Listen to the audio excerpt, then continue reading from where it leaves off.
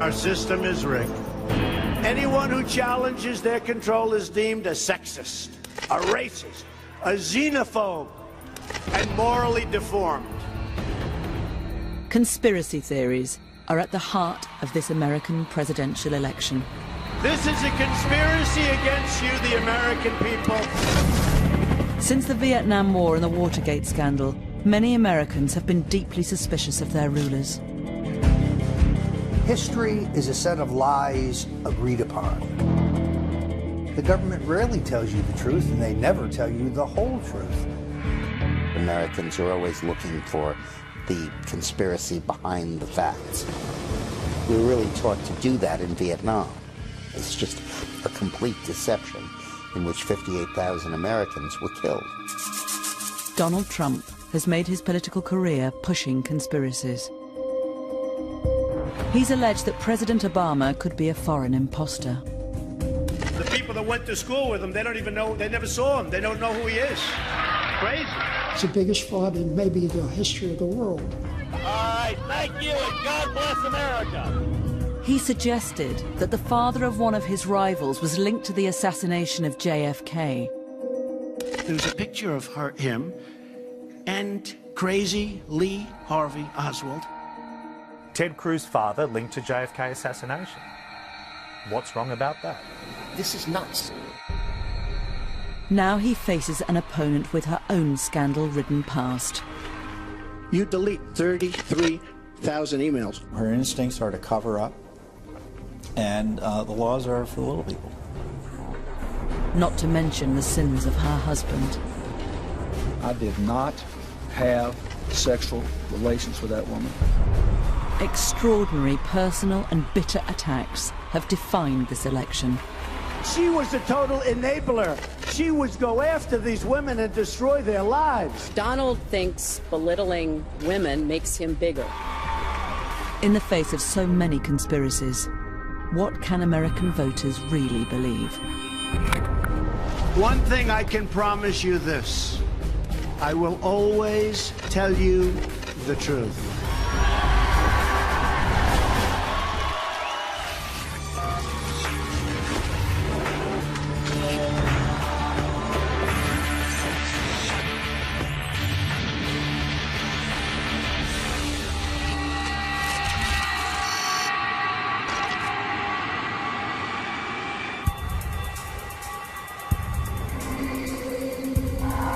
Prepared to take the oath, Senator? I am.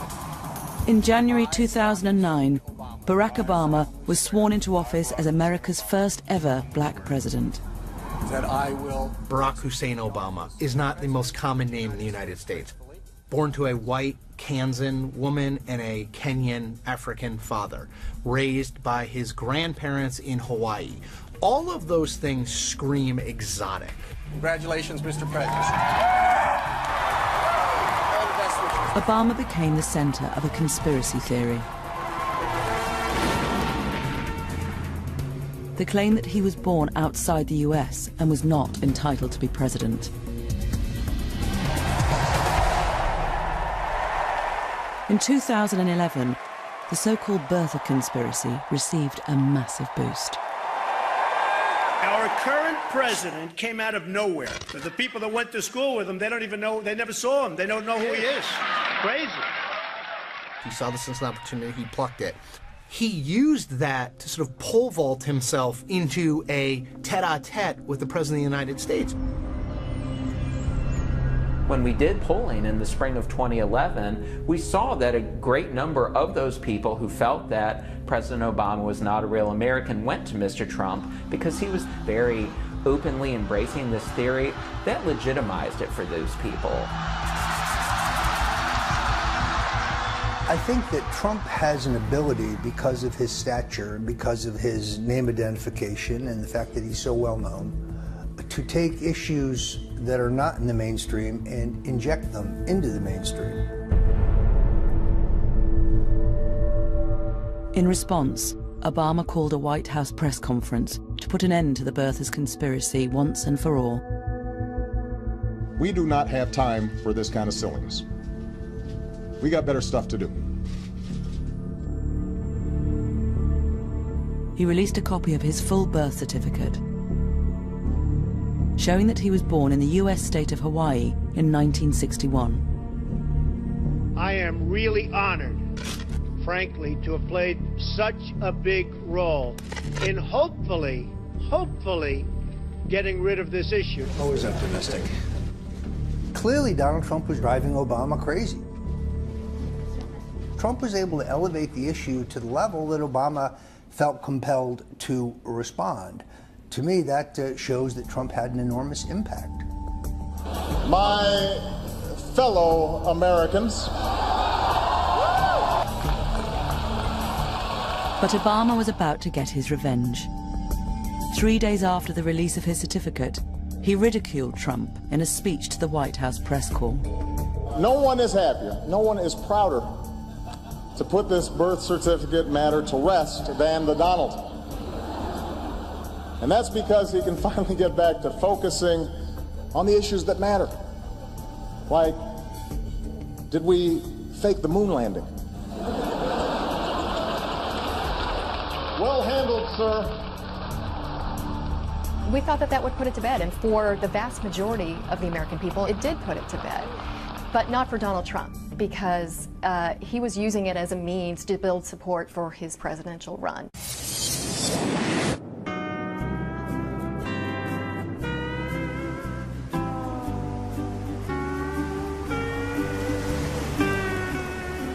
If Obama thought the release of his birth certificate would kill the conspiracy, he was about to get a shock.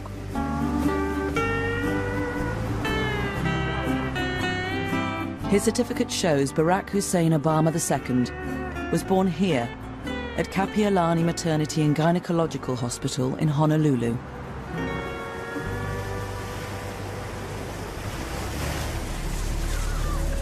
But within days, it was labeled a fake. And leading the charge was the recently humiliated property tycoon and reality TV star, Donald Trump. He is a citizen. He produced that long-form birth certificate. Well, a lot of people don't agree with you, and a lot of people feel it wasn't a proper certificate. Orly Tates is a Californian dentist, originally from Moldova, and a leading light in the birther movement. She believes she found a mistake in how Obama's father's race was recorded and thinks it indicates forgery. This is so bad. It's like it's done by a retarded 5-year-old. In those years, in 1961, when they were describing races on birth certificate, they would put white, Asian, or Negro, or black. In Barack Obama's alleged birth certificate on this piece of garbage, they're saying African. Well, they didn't use the word African. This is not linguistics of 1961 that was created today using the wording of today.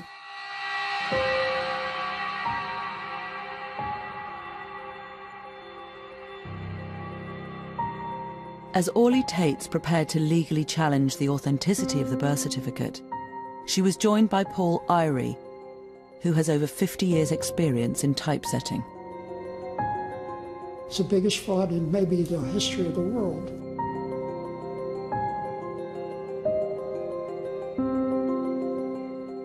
He says there is evidence that the certificate was forged on a computer.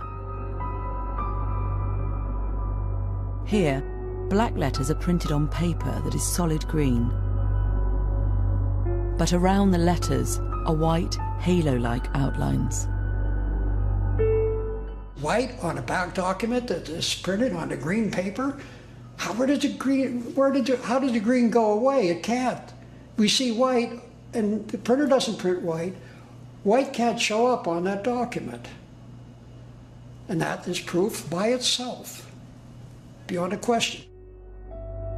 Numerous legal challenges over the birth certificate have all been thrown out.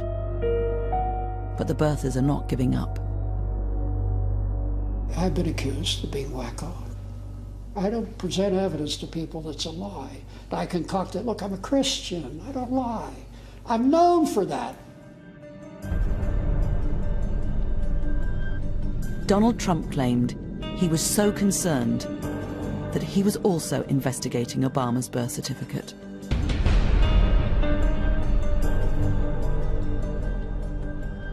Was it a birth certificate? You tell me. You know, some people say that was not his birth certificate. So maybe it was, maybe it wasn't.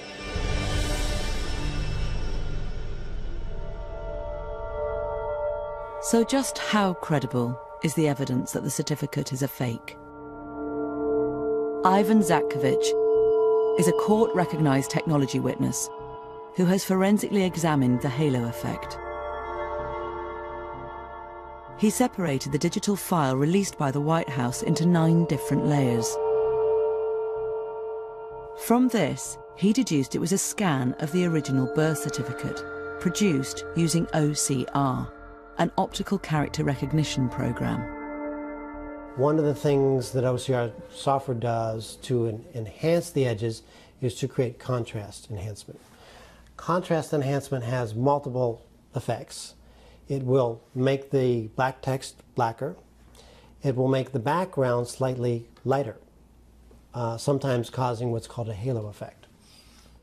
Purely based on the evidence of that PDF itself, I would be probably 80 to 95% confident that the layers were produced by simple contrast enhancement and OCR. The theories of the forgeries are easy to disprove. President Obama is the least transparent president in the history of this country. If he gives his passport applications and records, I will give to a charity of his choice a check immediately for $5 million. It doesn't matter whether you're black or white or Hispanic or Asian. Obama didn't take Trump up on his offer and went on to get re-elected in 2012. Gay or straight, you can make it here in America if you're willing to try.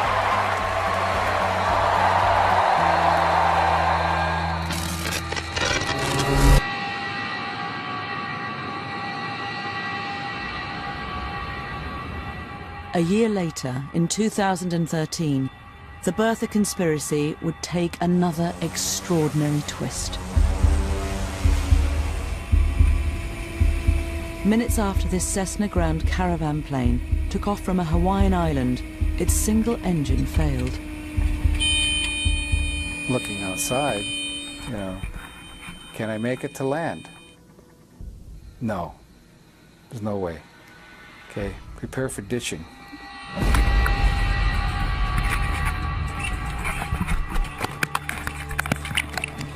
All 8 passengers and the pilot struggled to stay afloat for almost 2 hours before rescue. Everybody okay? Later, it was announced that 1 passenger had died.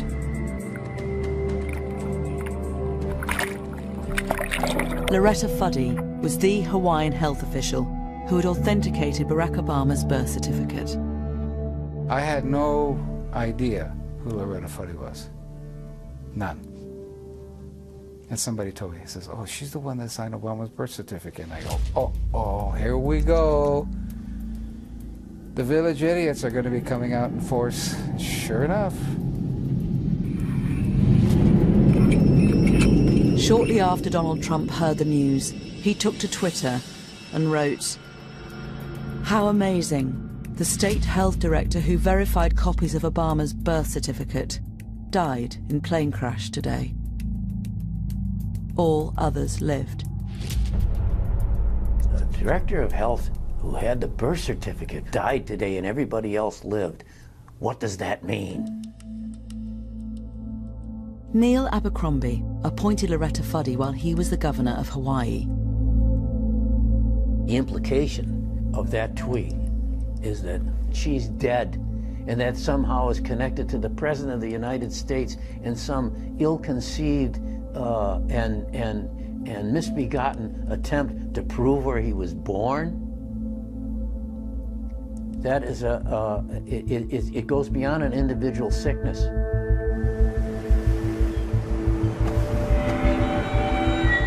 An allegation was made that Loretta Fuddy, as Director of Health, took a bribe to lie and say that Obama's birth certificate was authentic. Bertha Doug Voigt claims he found evidence in her financial records that her debts were being paid off at a rate exceeding her official income. If she paid off $70,000 worth of debt with lowered mortgage and credit card stuff, then where'd the extra money come from? She's short at least $50,000. That's the whole point. You're buying the forgery. You got to pay people off. In my opinion, they did.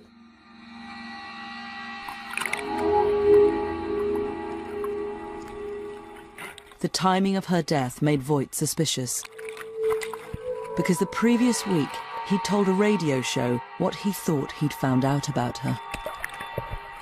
1 week she was dead after I did that interview. The last person on earth who would be involved in such a sordid affair, like taking money to forge a birth certificate, would be Loretta Fuddy. Is a sad commentary on the desperateness that some people have in them, the sickness that they have in them over the fact that a black man is president of the United States. Former Governor Abercrombie is a personal friend of Barack Obama. Voigt believes that Abercrombie masterminded the whole deception, and it was he who involved Loretta Fuddy in the plot. By bumping her off, they don't have that link to Abercrombie and the president. The big guys who paid for this conspiracy, they start killing off everybody below them who gets close, who could lead to them. That's what usually happens. That's what plausible deniability is all about.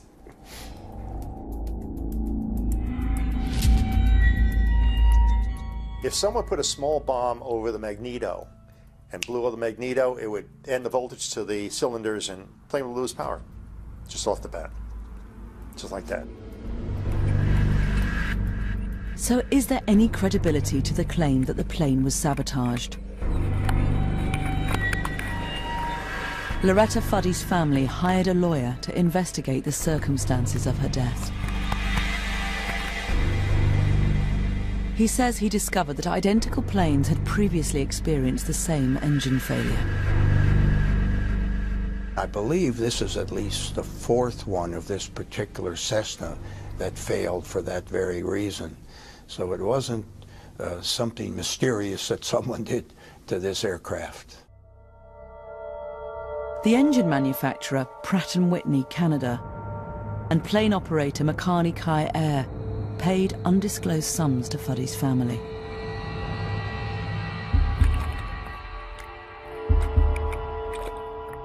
Fuddy's autopsy revealed the cause of death was heart failure as she struggled to stay afloat in the water. Her family's lawyer found no evidence of suspicious payments in her accounts.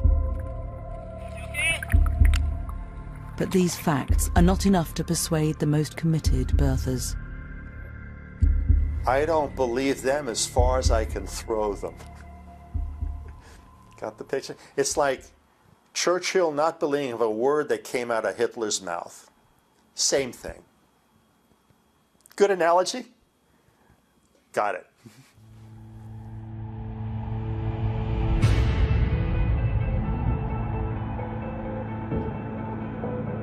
Donald Trump's championing of the birther conspiracy seems to have had a dramatic impact.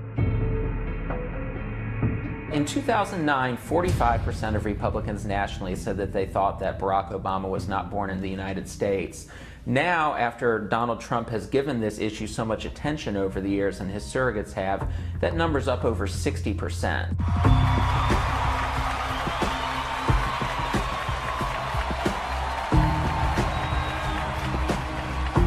Ironically, Trump himself had gone as far as he could with the birther movement and put the whole thing to bed earlier this year.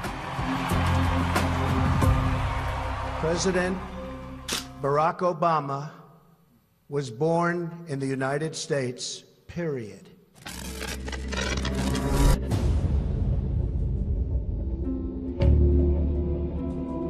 One event, more than any other in recent American history, has become a fertile breeding ground for conspiracy theories. Something has happened in the motorcade route. Stand by, please. The assassination of President John F. Kennedy. The official investigation ruled that Lee Harvey Oswald was the killer, acting on his own. Many Americans have just never bought the story. Mainstream media has concealed a lot of facts about American history. Things are never exactly the way the government tells them. Even 71% of the people in America today don't believe Lee Harvey Oswald acted alone. And it's this belief that Donald Trump would exploit on his next step towards the White House. In June 2015, he finally announced he was standing to be the Republican nominee for the presidency. I am officially running for President of the United States. We will make America great again. Thank you. Thank you very much.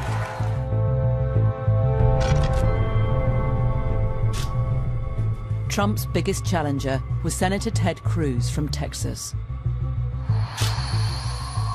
An evangelical Christian, an arch-conservative, Cruz traded on his honesty and integrity. Do we support a campaign that is based on yelling and screaming and cursing and insults? Or do we support a campaign that is a positive, optimistic, forward-looking, conservative campaign? We have Lion Ted Cruz. I have to be honest. These people that I'm dealing with are the worst people. He called Ted Cruz Lion Ted, said he puts his hand on the Bible, takes it off, and then he lies and lies and lies. And oh my gosh, that was Ted Cruz. That is, I don't care about rough tactics. I don't like liars. Along with these attacks, it wasn't long before Trump jumped on yet another conspiracy theory. This time, it was linked to Cruz's father. Ted Cruz's father linked to JFK assassination. What's wrong about that? That's an accurate representation of what the story was. What was he doing with Lee Harvey Oswald shortly before the death, before the shooting? It's horrible. Donald Trump, by invoking the Inquirer report, was able to elicit a response from Ted Cruz that effectively made him a spontaneously combustible political candidate. Now, let's be clear. This is nuts. This is not a reasonable position. This is just kooky. And while I'm at it, I guess I should go ahead and admit, yes, my dad killed JFK. He is secretly Elvis, and Jimmy Hoffa is buried in his backyard. This man is a pathological liar. Why did Trump raise this? To get under Ted Cruz's skin. Did it work? Like a charm. Ted got emotional about it, and I think he got emotional about it because it was his father. Like, when you run for president, the idea that it would bring pain on your family is an emotional thing. I don't know his father. I met him once. I think he's a lovely guy. All I did is point out the fact that on the cover of the National Enquirer, there's a picture of him and crazy Lee Harvey Oswald. But they never denied. Did anybody ever deny that it was the father? They're not saying, oh, that wasn't really my father. It's a little hard to do, because it looked like him. Rafael Cruz was born in Cuba. During the Cuban Revolution, he fought with Fidel Castro's rebels against the ruling military dictatorship. He fled to America in 1957. America is the land that welcomed my father as a penniless immigrant. He'd seen oppression, prison, and torture in Cuba. And for him, America was hope. The National Enquirer alleges that after Fidel Castro took power and was viewed as a threat by America, the Cruz family tried to hide Rafael's past. Ted Cruz had lied about his father's links to the pro-communist regime of Fidel Castro.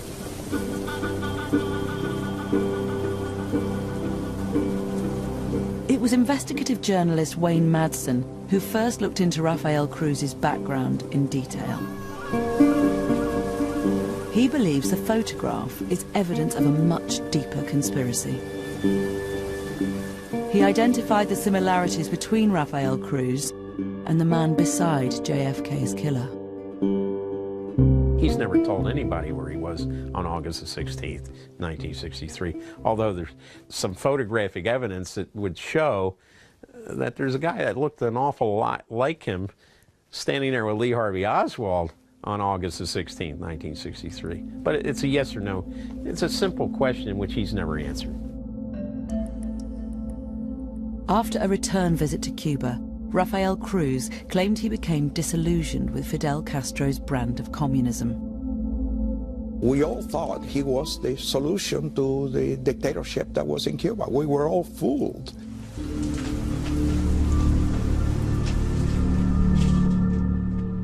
Madsen believes the CIA then recruited Rafael Cruz to spy on other Cubans in the southern states, suspected of being communists. But Madsen goes even further. He also believes Lee Harvey Oswald was recruited and set up a bogus branch of the pro-Castro organization Fair Play for Cuba as a front for the CIA operation. In the intelligence business, that's called a flypaper operation. This was a CIA ploy. Let's see who we can trust in the Cuban community that came to the United States and who we can't trust. In this footage, Oswald is handing out Fair Play for Cuba leaflets with a man Madsen believes is his CIA partner, Rafael Cruz. I think that was him, standing there with Oswald. Madsen also claims Rafael Cruz fled the country rather than face an investigation. I believe Rafael Cruz in 1967, when the New Orleans district attorney was going full steam ahead with this investigation of the Kennedy assassination, that Rafael Cruz, in order not to be called as a witness by the New Orleans district attorney, used his connections in the oil industry to leave for Calgary. Rafael Cruz denies he was in New Orleans at the time and has called the claims ludicrous. And Madsen has never had his story published by serious journalistic publications. One thing about the tabloids is, well, maybe the person who reads the Wall Street Journal and the New York Times isn't seeing this, but God, all those ladies that are checking out through the supermarket lane at their local store will certainly see it.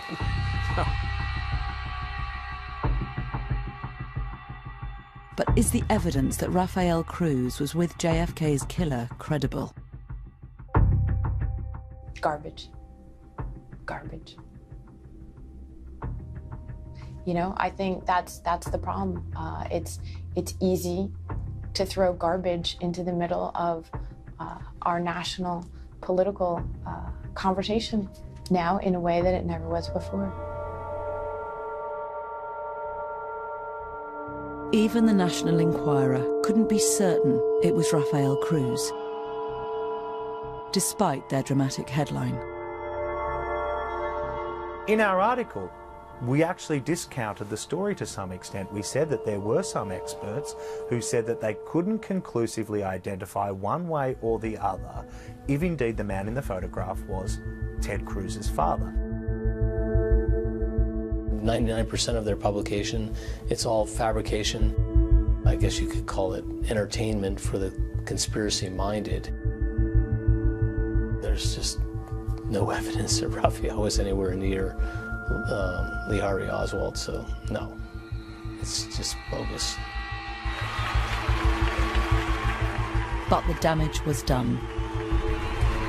I've said that I would continue on as long as there was a viable path to victory. Tonight, I'm sorry to say, It appears that path has been foreclosed. I humbly and gratefully accept your nomination for the presidency of the United States.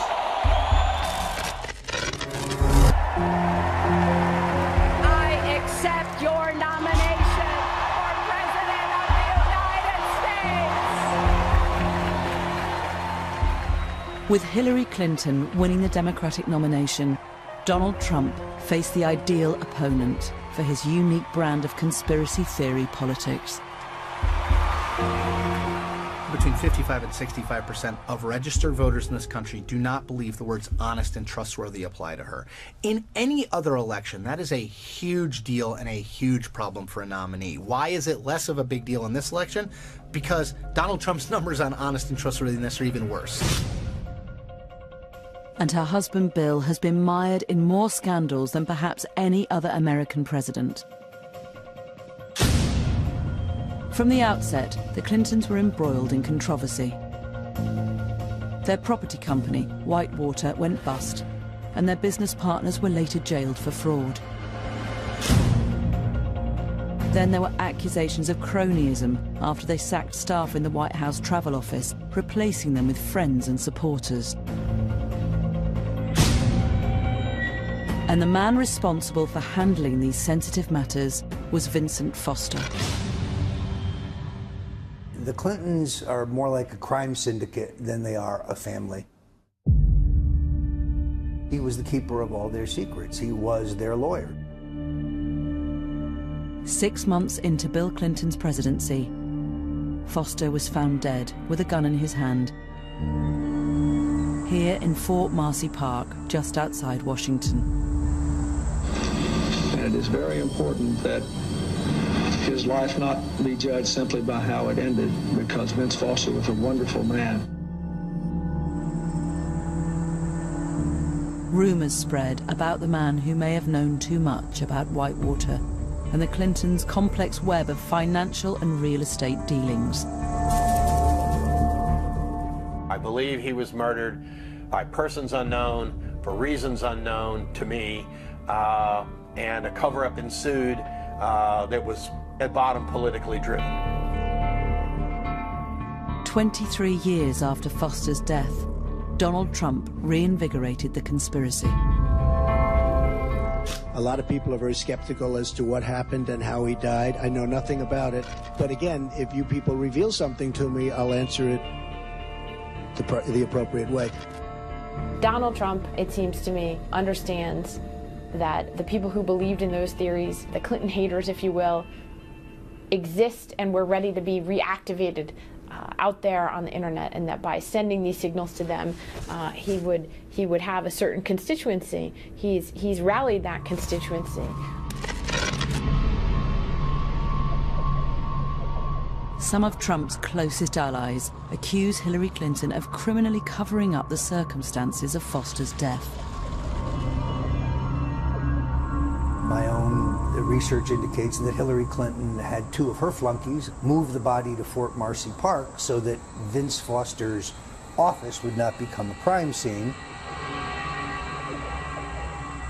Why do I think his body's dumped? Well, they find his body 30 yards down a muddy trail, but there's no mud or dirt on his shoes, none whatsoever. There are carpet fibers all over his suit, however. That's because they rolled him in a carpet to get him out of there. Later, it is claimed secret papers were removed from Foster's White House office. Records pertaining to the nefarious activities of the Clintons. Who knows? It could have been anything. They have, you know, these people are a scandal a minute.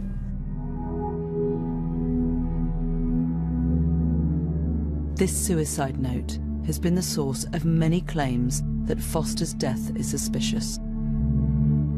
I agree with Donald Trump when he claimed that he believes this to be fishy.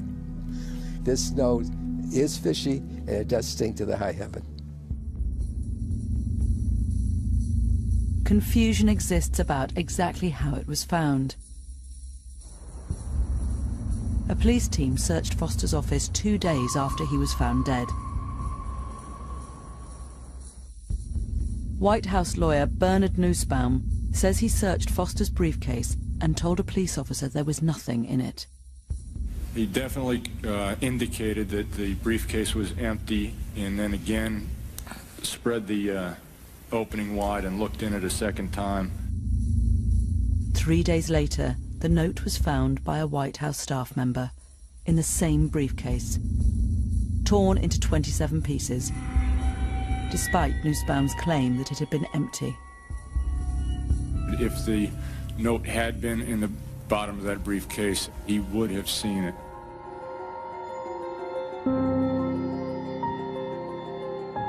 Questions were now being asked about whether the note was genuine. Handwriting expert Ronald Rice examined a copy of it in 1995 for a political newsletter. The more I looked at it, the more I studied it, the more I slept on it, the more this, the more that. I just could not come to the conclusion that the note was in fact authentic. Rice managed to obtain earlier samples of Foster's handwriting in order to compare them to the suicide note. You can plainly see how smooth and clear and clean and pristine that writing sample is compared to this about a month later. It's broken up.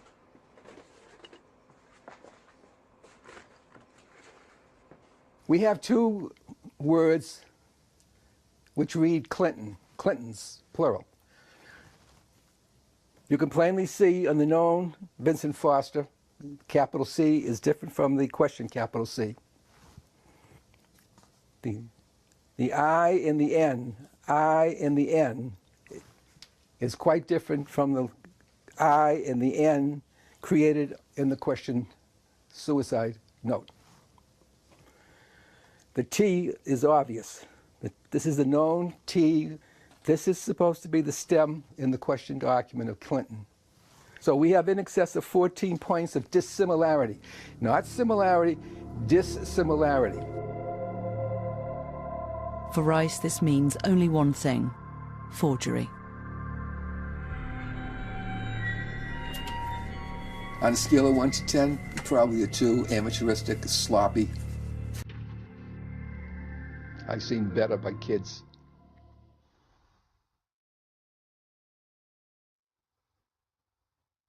So, was there a conspiracy to make Foster's death look like a suicide? Official investigations found that Foster shot himself in the mouth, resulting in an exit wound in the back of his head. A clear indication of suicide.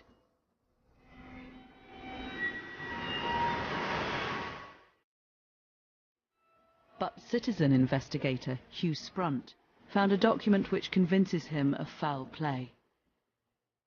We found the medical examiner's report, which is a 2-page report. It's the Virginia medical report.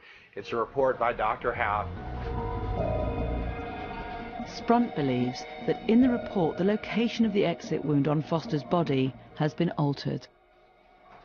You look at the word that looked like it was kind of eliminated. It's 4 letters. Could it be neck? An exit wound in the neck could suggest an alternative to suicide. And Sprunt discovered a second reference to the neck. Whoever did the alteration, because clearly it was altered, didn't notice the word neck on page 2, so the document as it officially exists is completely inconsistent because of the alteration. I believe he came to grief elsewhere. I believe, in fact, he was murdered elsewhere. Despite the passing of more than 2 decades, the issue resonated with US voters after Donald Trump raised it. In a poll we did shortly after that, we found that 50% of Trump voters had thought that Hillary Clinton had something to do with killing Vince Foster, and that's truly something that's unprecedented in American history. We've been divided over the years, but you usually don't have a situation where supporters of one candidate hate the other candidate so much that they think that that woman might be a murderer.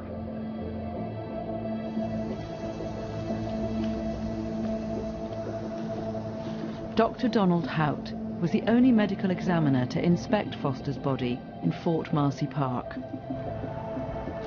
This is the first time he has returned to the scene since that day in 1993. There's one of the cannons. See it? See it?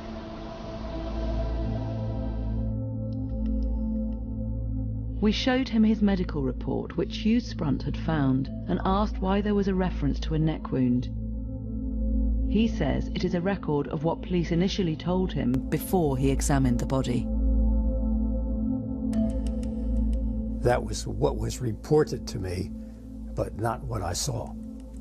That was what was reported to me, but that, in my opinion, was incorrect. I observed no neck wound. Dr. Hout also rejects conspiracy theories that Foster did not die in the park, or that there was foul play. Donald Trump said that the outcome was rather fishy or uncertain, but there was no uncertainty about it whatsoever at all. Without question, he killed himself. Yes, without question.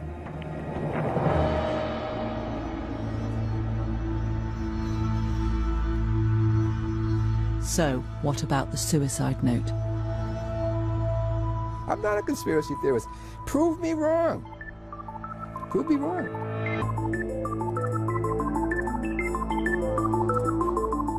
We asked another handwriting examiner to compare the same samples of Vincent Foster's earlier handwriting with the suicide note. It's not a forgery because there's too many similarities. I don't think anybody can recreate this baseline without knowing how he held a pen and the angle of the pen and where his fingers were held. And then that alone is hard enough to recreate. But to do it in the same words, it's not possible. I've never seen it done like that. I'm completely confident, and I would take an oath in a court, that the suicide note was performed by the same writer who wrote the known writings.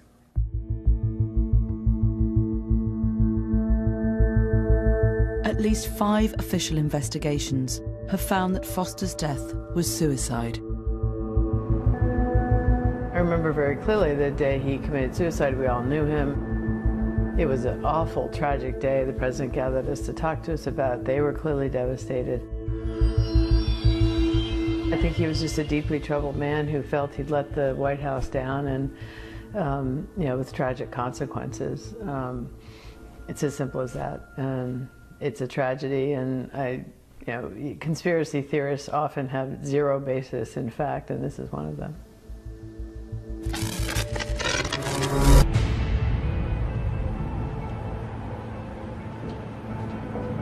But this wasn't the only controversy the Clintons faced in the 90s. And it's Bill Clinton's alleged sexual misdemeanors that have engulfed his wife's presidential bid. What he's done to women, there's never been anybody in the history of politics in this nation that's been so abusive to women. When Bill Clinton was governor of Arkansas and running for the White House in 1992, the first scandal involving relations with other women broke. A cabaret singer named Jennifer Flowers was outed in a tabloid magazine as Bill Clinton's lover. The Clintons decided to confront the scandal jointly in a TV interview. Bill Clinton's closest advisor at the time, Dick Morris, says he was consulted about tactics. Bill called me right before the interview, and he asked me, what do you think I should say? And I said, well, if I were you, I would say that you have caused pain in your marriage, and you regret that, and you want to be a better person. But Franklin Roosevelt was not always faithful to Eleanor, and Eisenhower was not always faithful to Mamie, and Kennedy was not always faithful to Jacqueline, and Lyndon Johnson was not always faithful to Lady Bird. And I prayed that I could be half as good a president as they were. And he said over the phone, he said, oh man, that's good, but if I said that, I'd have to find a new place to live. Now, I'm not sitting here as some little woman standing by my man like Tammy Wynette. I'm sitting here because I love him, and I respect him, and I honor what he's been through and what we've been through together. And you know, if that's not enough for people, then heck, don't vote for him. The next day, Jennifer Flowers held her own press conference. Yes, I was Bill Clinton's lover for 12 years. First woman to come forward became a client of mine, Jennifer Flowers. And for the past 2 years, I have lied to the press about our relationship to protect him. And she told the media that she had had this relationship with Bill Clinton. She had an audio recording of him calling her, saying, "Be quiet about this." Judge for yourself if this is the way a man talks to a woman who is just a friendly acquaintance. If they ever hit you with it, just say no and go on. There's nothing I can do. Raise your right hand and repeat after me. Protect. Nevertheless, Bill Clinton was elected president later that year. So help me God. Congratulations. But another sex scandal followed. In 1998, a White House intern called Monica Lewinsky claimed that the president had engaged in sexual activity with her in the Oval Office. True to form, Bill Clinton went into denial mode. I did not have sexual relations with that woman, Miss Lewinsky. It took us a year to prove that the conspiracy theories about Bill Clinton and Monica Lewinsky were true. Luckily, she kept the dress. But you have to prove that. You have to prove the scandals of Democrats with DNA. Indeed, I did have a relationship with Miss Lewinsky that was not appropriate. Other women came forward to allege affairs with Bill Clinton. But allegations were also circulating that Hillary Clinton had enabled her husband's behavior by trying to silence women who came forward. This is Hillary's modus operandi. It's not that she's an enabler. She's, frankly, a criminal that tries to obstruct justice and keep people from talking. One of Bill Clinton's closest advisors at the time, Dick Morris, claims he was told about what was going on. Bill's chief of staff and Hillary's close friend sat down with Bill and got a list of all of the women he was involved with. And she told me it was certainly more than a dozen. And she hired detectives to dig up dirt on each of these women. And then went to the women and said, if this comes out, we're going to say this and this and this about you. Your abortion, your previous divorce, your bankruptcies, your student loans, your cheating, your shoplifting, you know, what have you. And they dug up that dirt to intimidate the women into silence. While the Clinton camp denies these allegations and dismisses them as conspiracy theories, Donald Trump has pushed them relentlessly. And she was a total enabler. She would go after these women and destroy their lives. Hillary hurt many women, the women that he abused. Trying to make it like Hillary was somehow in any way condoning of this behavior is just reprehensible and disgusting, and I don't think it's going to work. The problems that Hillary and Bill have had during their marriage's infidelities are well known, and to charge her as being an enabler is just a debased, a false attack that I think will backfire on Donald Trump. This narrative has never been fully exposed in the mainstream media, but it's fair game. If Hillary Clinton wants to call Donald Trump a misogynist, she's opening the door to an examination of her own conduct.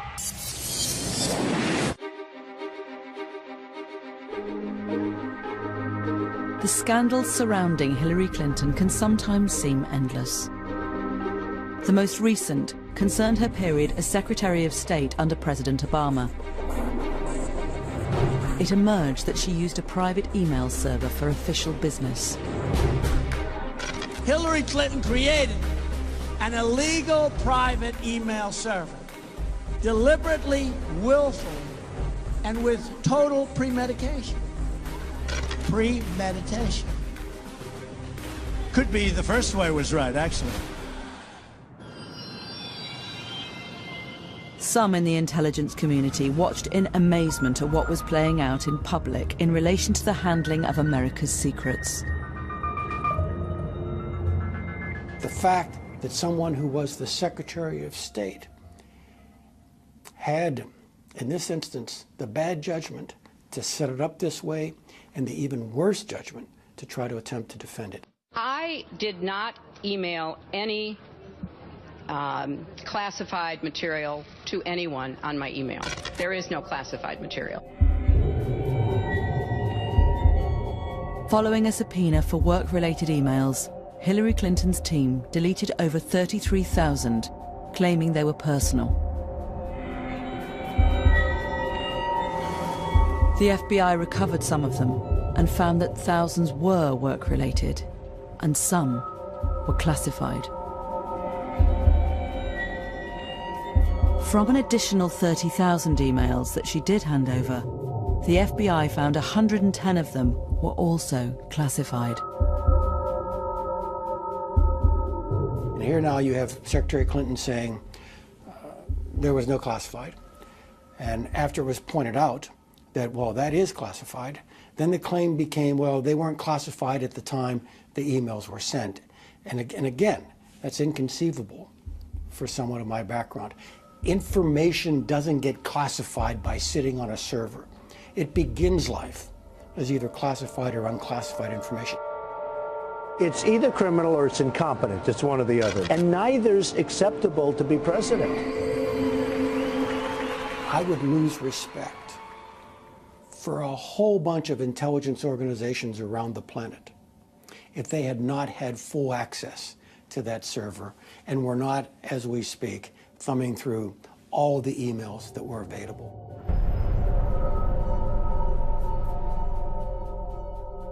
At the end of the original year-long investigation, the FBI said it would not prosecute Clinton, despite some damning revelations. There is evidence that they were extremely careless in their handling of very sensitive, highly classified information.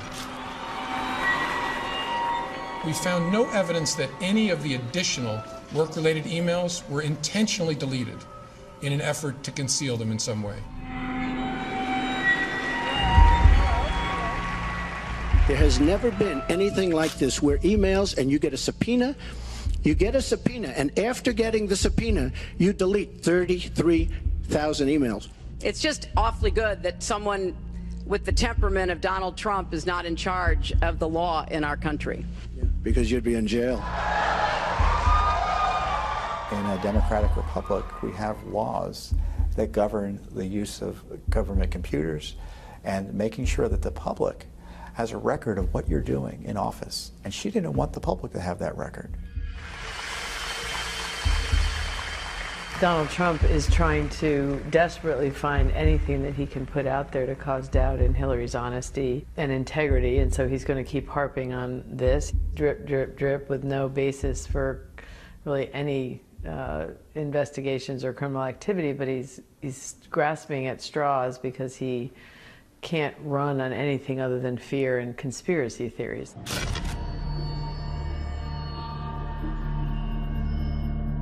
The FBI's decision is outrageous. This is elite deviance. This proves yet again that there are some people in the country so powerful, so connected, so wired, that the law just doesn't apply for them. The Clintons have skated on this basis for a long time. When Hillary Clinton complains about conspiracy theories, it's usually because she doesn't like the idea that people are talking about her misconduct, and she tries to label it as a conspiracy theory to keep people away from talking about it. Mrs. Clinton has a record of corruption. That's not a conspiracy theory. But just 11 days before the election, the FBI announced it was reopening the investigation. And some in the Clinton camp now allege a conspiracy against them. She's complaining about how the timing is political and it's all out about her election. The timing is a result of her efforts to cover it up and the State Department's efforts to enable it. And these records should have been released years ago. But despite his relentless attacks on Hillary Clinton, Donald Trump has not had everything his own way. An increasingly hostile media has dug up a huge amount of dirt on him. I did try and fuck her. She was married. It's huge news. I moved on her like a bitch, but I couldn't get there, and she was married. This was locker room talk. I'm not proud of it. Since the recording was leaked, more than 10 women have publicly accused Donald Trump of sexual assault. But according to Trump, he himself has now become the victim of a conspiracy. These attacks are orchestrated by the Clintons and their media allies. The only thing Hillary Clinton has going for herself is the press. Without the press, she is absolutely zero. The media, they need to say something other than racist Hitler, in order to attack Donald Trump. But, oh, Hillary, isn't she great? She's a girl doing all this. It's amazing. It's amazing. She's doing it backwards and in heels.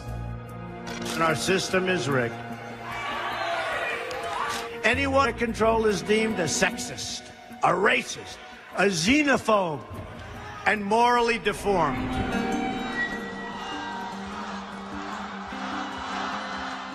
Trump is even implying that if he loses, he will be the victim of the ultimate political conspiracy, electoral fraud. I hear these horror shows, and we have to make sure that this election is not stolen from us and is not taken away from us. What he's doing is creating a set of circumstances. Elections rigged, the media is against me, these polls are, leading people astray. That allows him on November 9th, if he does lose, to say, well, of course, I lost. I will totally accept the results of this great and historic presidential election if I win. Trump supporters argue he speaks for many millions of Americans who feel failed by a corrupt political establishment. Donald Trump is no conspiracy theorist. He's no wacko. He represents a fundamental force that's sweeping the United States. I take all of these slings and arrows gladly for you.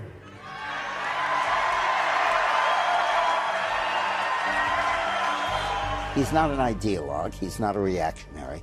Certainly isn't a racist. But he's certainly not out of charm school.